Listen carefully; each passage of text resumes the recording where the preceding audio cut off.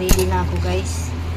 Yan, meron kaming bagoong alamang, kamatis, sibuyas at bawang. Ito na yung ampalaya. Nalisan na natin ng katas yan para hindi mapait.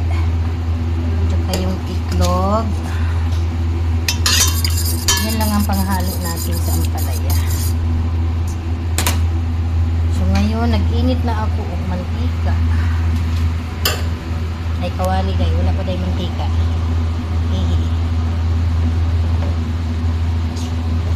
So it's cooking.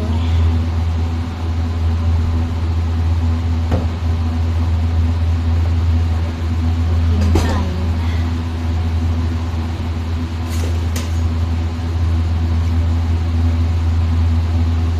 Mga kaklase ang niluto rin ng ampalaya. Ang isa walang alamang kasi itlog lang ang nilagay namin. So ito namang may alamang sa amin na to guys, mga dagko. Para sa mga dagkit nipon. Itong may alamang.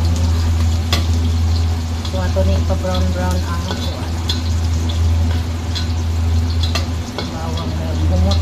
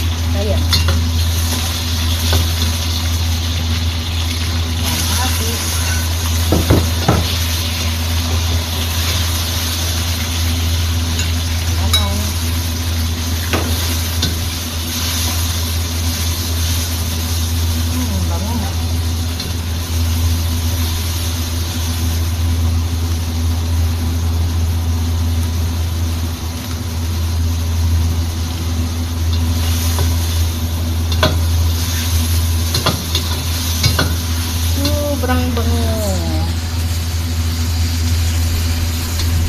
Bisa natin yung alamang para hindi malangsa.